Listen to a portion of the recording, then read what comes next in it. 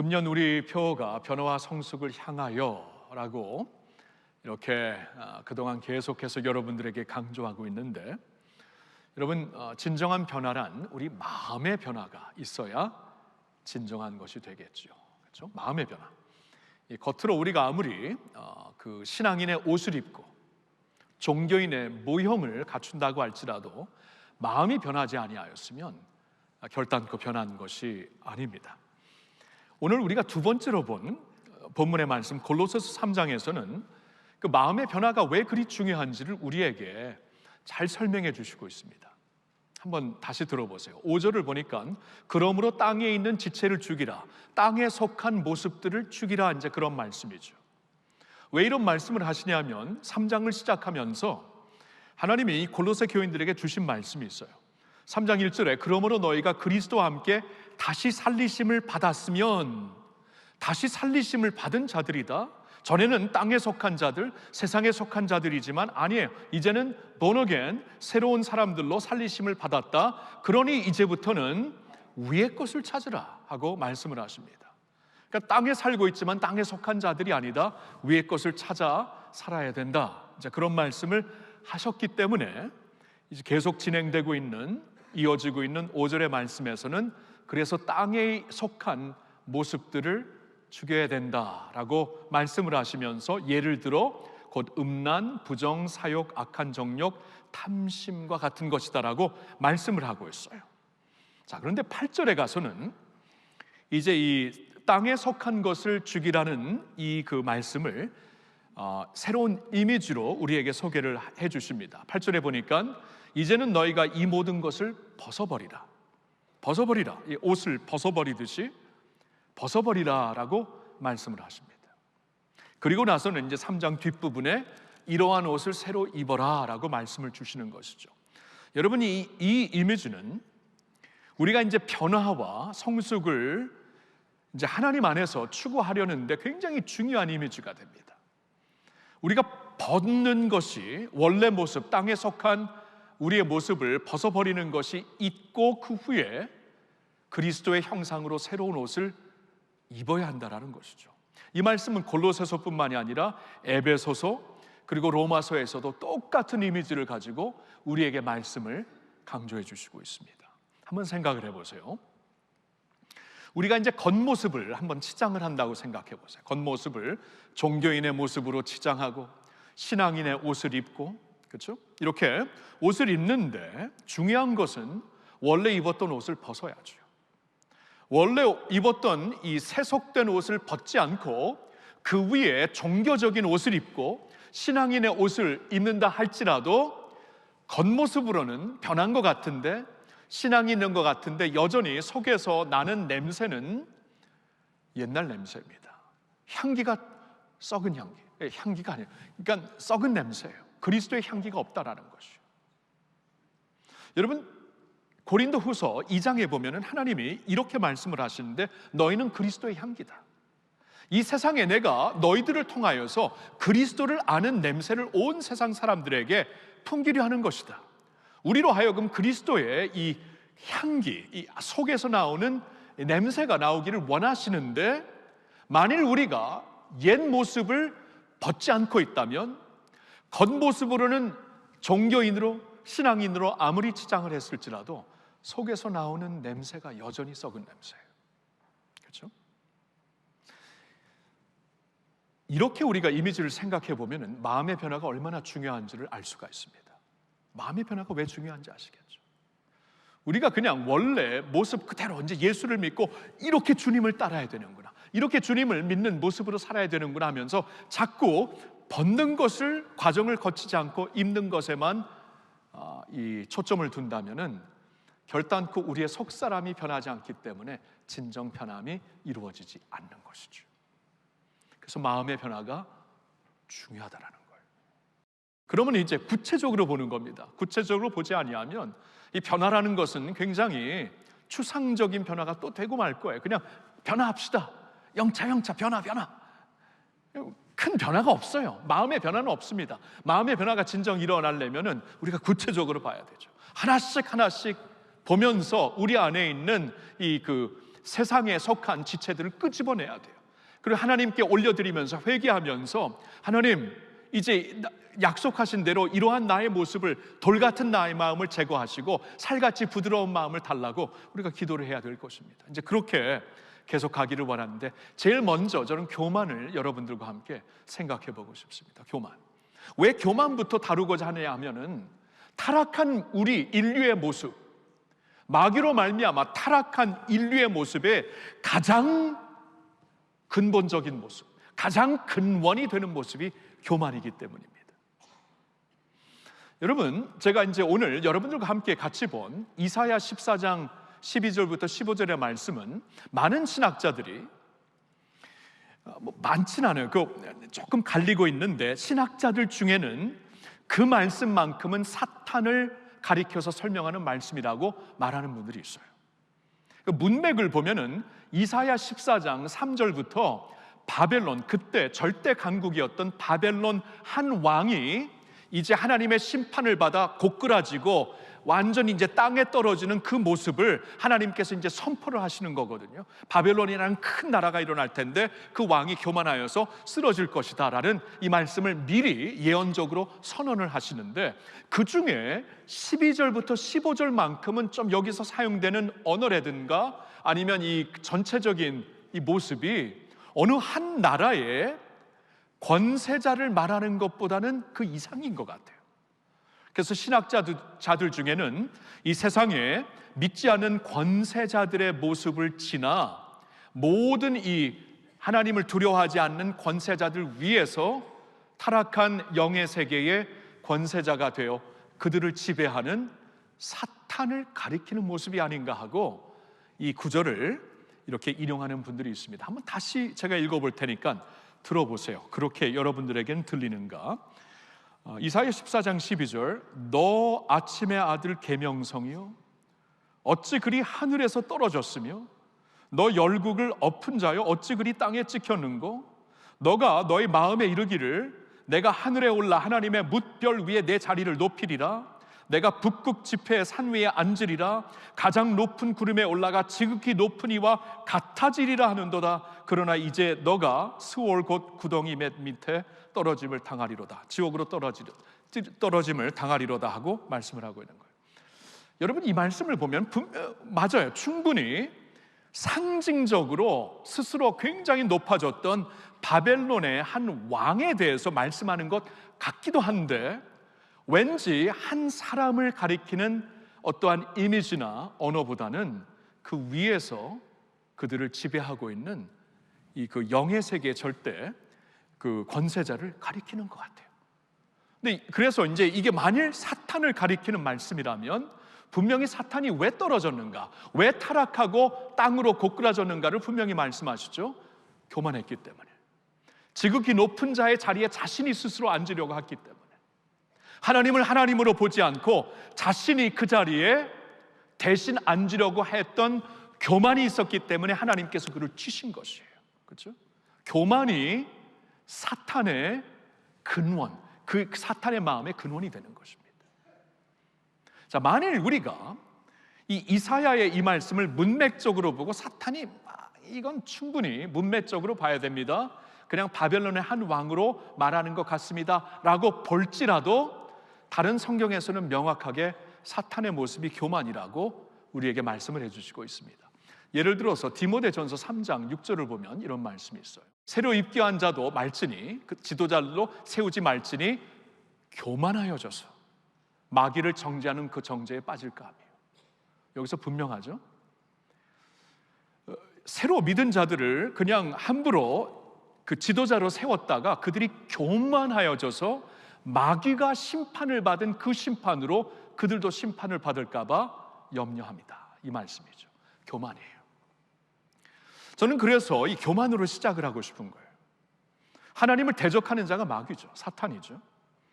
인류를 어떻게든, 하나님께서 당신의 형상으로 만드신 인류를 어떻게 해서든지 이제 그 물리치려고, 죽이려고 하는 자가 마귀입니다.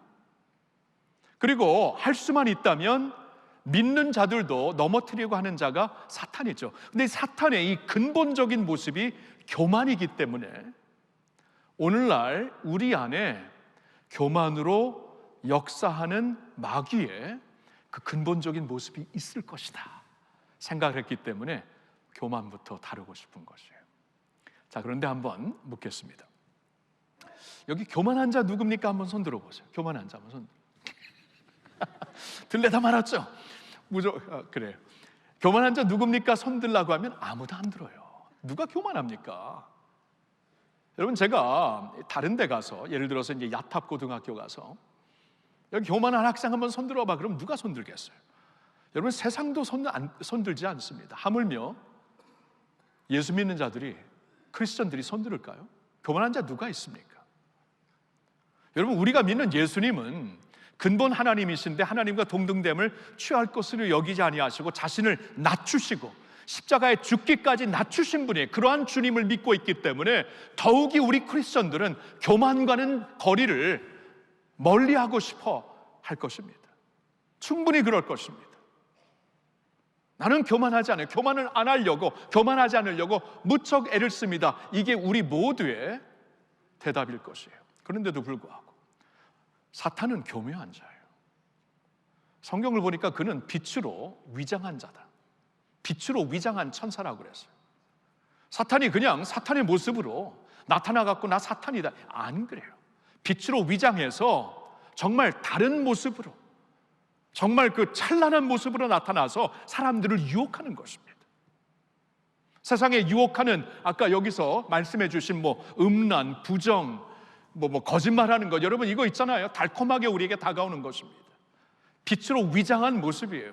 마찬가지로 사탄이 우리 안에 교만을 주어서 우리를 어떻게 해서든지 끌어내리려고 하고 세상을 어떻게 해서든지 망하게 하려고 할 때에 교만한 모습으로 직접 오지 않습니다. 위장해서 옵니다. 전 그걸 보고 싶은 거예요. 우리가 모르는 사이에 우리 안에 이 마귀의 역량, 교만이 어떤 모습으로 자리 잡고 있는 것인가. 내면의 변화, 우리 마음의 변화가 반드시 있어야 되는데 우리 마음 안에는 어떠한 이 교만의 모습이 여전히 살아있는 것인가. 이걸 한번 오늘 보고, 이걸 보고 맞다, 나도 저러지.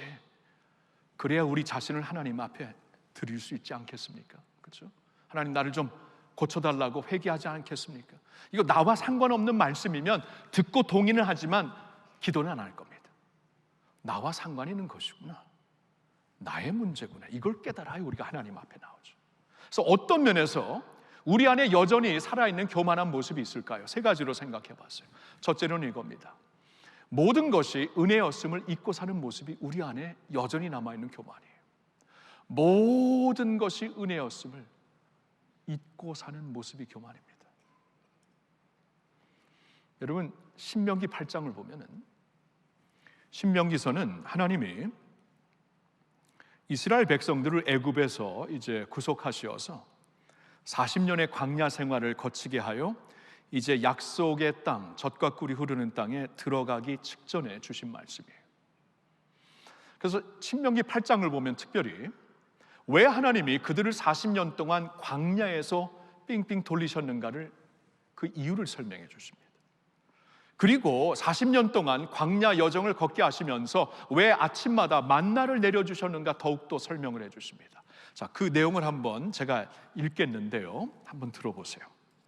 신명기 8장 2절과 3절입니다. 내 하나님 여호와께서 이 40년 동안에 내게 광야길을 걷게 하신 것을 기억하라.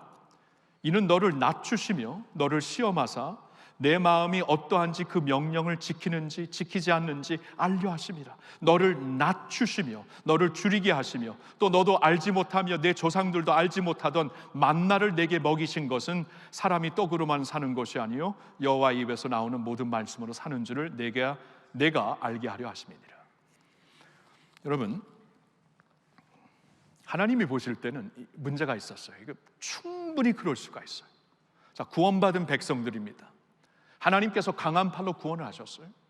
구원받은 하나님의 백성들이, 은혜를 아는 사람들이에요.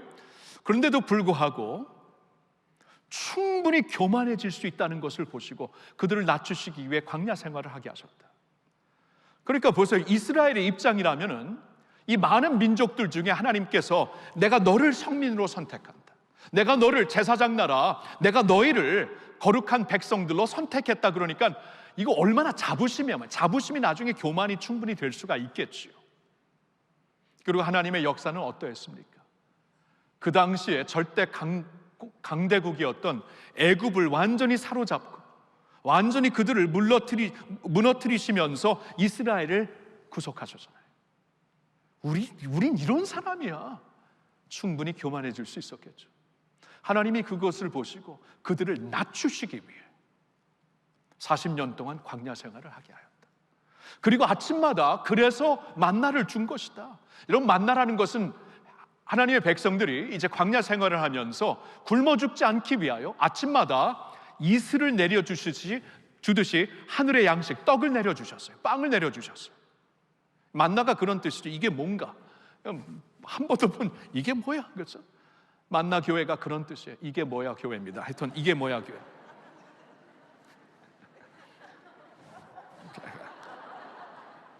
이게 뭐야? 만나를 내려주신 거예요. 그렇죠? 여러분, 근데 하나님이 이런 말씀을 하세요. 너에게 만나를 주신 이유가 낮추시기 위해서다. 그러니까 사람이 떡으로만 사는 것이 아니라 하나님의 입에서 나오는 말씀으로 사는 것을 가르치기 위해. 그러니까 하루하루 살기 위하여서 하늘을 바라봤잖아요. 오늘도 하나님이 우리에게 만나를 내려주시지 아니하면 우리는 살 수 없습니다. 하루하루 하나님을 의존하면서 살았듯이 앞으로도 하루하루 영의 양식, 영적으로 주시는 만나, 하나님의 입에서 나오는 말씀을 주목하며 말씀을 의존하면서 살아야 된다. 이렇게 너가 사는 것이다. 하나님의 백성들은 그렇게 살지 아니하면 결단코 살 수 없다. 이것을 알려주시기 위해 매일매일 만나를 주셨다. 그 말씀이 낮추시기 위하여서. 아시겠죠? 자, 그러면서 이 8장이 계속되는데 8장 11절부터 제가 읽을게요. 내가 오늘 내게 명하는 여호와의 명령과 법도와 규례를 지키지 아니하고 내 하나님 여호와를 잃어버리지 않도록 삼갈지어다. 내가 먹어서 배부르고 아름다운 집을 짓고 거주하게 되며 또 내 소와 양이 번성하며 내 은금이 중식되며 내 소유가 다 풍부하게 될 때에 내 마음이 교만하여 내 하나님 여호와를 잊어버릴까 염려하노라. 여러분 들으셨나요? 이렇게 40년 동안 그들에게 광야 생활을 체험하게 하고 만나를 통해 하나님이 주시는 양식을 매일매일 의존해야 된다는 것을 철저하게 가르치신 하나님의 마음을 아시겠죠? 너희들이 나중에 약속의 땅에 들어가서 먹을 것이 풍부해지고 은금이 이제 모아지게 되고 편하게 살게 될 때 마음이 교만하여져서 나 여호와를 잊어버릴까 봐. 여러분 아시겠어요? 이게 교만입니다. 이게 교만, 다른 게 교만이 아니에요. 하나님의 백성들이 있잖아요. 이런 면에서 교만해질 수 있는 것이에요. 모든 것이 하나님의 은혜예요. 은혜인데 있는 거예요. 이거 있잖아. 내가 노력해서 내가 열심으로 살아서 내게 주어진 어떠한 능력으로 해낸 것이야 결단코 아니라는 거야. 하나님이 하셨다라는 거예요. 그렇죠? 두 번째로 사람들의 인정을 찾아 나서는 모습이에요. 사람들의 인정을 찾아 나서. 여러분 산상수훈에서 예수님이 하셨던 말씀 기억나요? 너희들은 사람에게 보이려고 기도하지 말라. 사람들에게 보이려고 구제하지 말아라. 너희들은 사람들에게 보이려고 금식하지 말아라. 말씀 기억나시죠? 산상수훈에서. 예수님이 보실 때도 이게 우리에게 아주 없어지지 않는 문제입니다. 사람들에게 보이려고. 믿는 자들, 지금 믿는 자들에게 주시는 말씀이에요. 우리에게 주시는 말씀이에요. 근데 그게 잘 생각해보면 교만의 뿌리입니다. 모습이에요. 여러분 사울 왕을 기억하십니까? 이스라엘의 첫 번째 왕이었던 사울이 있잖아요. 원래 그는 겸손한 자였습니다. 하나님이 이제 사울을 기름 부어 이스라엘의 첫 번째 왕으로 세우려고 했을 때 사울이 어떻게 하던가요? 이건 안 됩니다 하고 도망치잖아요. 숨어 있잖아요. 내가 무슨 왕감입니까? 나 같은 사람이 이건 말도 안 됩니다 하고 굉장히 자신을 철저하게 낮추는 사람이었어요. 나중에 사울이 어떻게 되던가요? 타락을 하게 되죠. 겸손한 모습이 없어지고 교만해지죠. 처음에는 그렇게 내가 무슨 왕감입니까 하면 도망 다녔던 자가 나중에 하나님이 이제 그를 접고 사울이 아니다라고 보시고 새로운 왕을 기름 부어 세웠다고 하니까 그 사람을 다윗을 죽이려고 미친 사람처럼 추격하잖아요. 변한 거예요. 완전히 변질된 것이에요. 변질된 것. 권력이라는 것은 사람을 타락하게 하고 절대적인 권력은 사람을 절대적으로 타락시킨다는 말이 있죠. 그렇게 된 것입니다. 교만해진 거예요. 근데 사울이 있잖아요. 적어도 처음에는 하나님을 두려워하고 믿는 사람이었죠. 적어도 처음에, 나중에 어떻게 됐는가는 뭐 하나님만 아시겠지만 적어도 처음에는 하나님을 믿는 자였는데, 믿는 자가 어떻게 그렇게 타락하면서 교만해지는가, 그 교만의 모습을 봐야 돼요. 교만이, 우리가 이제 아주 건강한 몸인 것 같지만 건강 검진을 하면서 여기에 문제가 있습니다, 그동안 이러한 증상이 있지 않았습니까? 증상을 보면서 문제가 있었구나 뒤늦게 깨닫듯이 우리도 깨달아야 돼요. 나는 그동안 교만하지 않았다고 보는데 증상이 보이고 있어요. 사울을 보니까 그 증상이 사람들에게 인정받으려고 그냥 안절부절하는 것입니다. 여러분, 예수님의 산상수훈 말씀처럼 누구에게 보이려고 신앙생활 하세요? 누구에게 보이려고 금식하세요? 누구에게 보이려고 선행하세요? 주님이 주시는 말씀이, 이게 교만의 뿌리에서 나오는 모습이에요. 사람들에게 인정받으려고 충분히 신앙생활 할 수 있고, 사람들에게 인정받으려고 충분히 내가 직분 받을 수 있고, 사람들에게 인정받으려고 충분히 목회도 할 수 있어요. 여러분, 제가 이번에 이 교만의 모습이, 그냥 크리스천들이라면 교만과 거리가 먼데, 그런데도 교묘한 마귀가 우리 안에 교만의 씨를 뿌리거든요. 그러면 교만과 거리가 먼다고 생각하는 우리들도 모르는 사이에 어떤 면에서 교만의 모습을 보이고 있는가, 나 자신을 보니까 보여요. 나 자신을 보니까. 다른 사람은 볼 필요가 있어요. 나 자신을 보니까 이렇게 목회할 수 있어요. 목회하고 있어요. 사람들에게 보이려고, 사람들에게 인정받으려고. 그러니까 나 자신을 봐야 돼요. 내가 사람들에게 그런 인정 못 받으면 시험 받는 겁니다. 인정 받으면 막 올라가는 거고, 인정 못 받으면 시험 받고.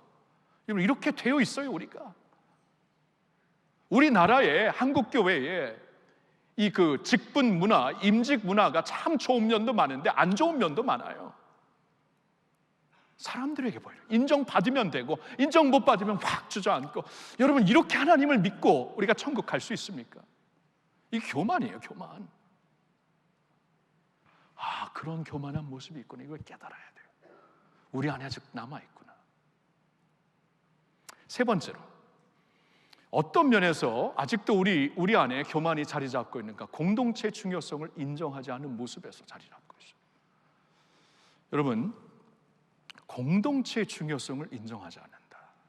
그러니까 공동체 없어도 나는 충분히 신앙생활을 제대로 할 수 있어, 나 믿음생활 할 수 있어, 이렇게 생각하는 것 자체가 우리 안에 남아있는 교만의 모습이에요. 그러면 성경을 보면은 하나님은 우리 믿는 자들을 가리켜 너희는 그리스도의 몸의 지체라고 말씀을 하십니다. body part라고 말씀을 하세요. body part, 지체. 여러분, 지체는 있잖아요, 몸을 떠나서 아무런 의미가 없습니다. 그죠? 지체가 손가락이 잘라져 있어요. 이게 무슨 의미가 있어요? 지체에 붙어 있어야죠. 그러니까 하나님이 분명히 너희는 몸의 지체다라고 말씀을 하세요.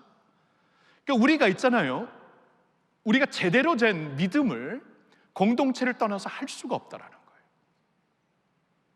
근데 할 수 있어, 나는 나 충분히 믿음 생활할 수 있다, 이렇게 생각하는 것이 그러면 하나님 입장에서 보여지는 교만이 아닐까요?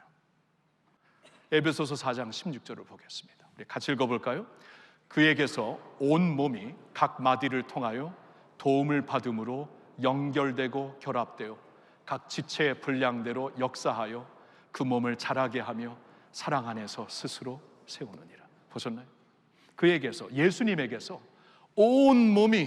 그의 온 몸이 각 마디 지체를 통하여 도움을 서로 주고받음으로 연결되고 결합되어서 각 지체의 분량대로, 잎은 잎이 하는 대로, 뿌리는 뿌리가 하는 대로, 다 맡겨진 사명이 다르고, 맡겨진 환경, 자라난 환경, 주어진 은사가 다르지만 그들에게 주어진 자리에서 각 지체의 분량대로 역사함으로써 온 몸이 같이 자라는 것이다. 이게 하나님의 디자인입니다.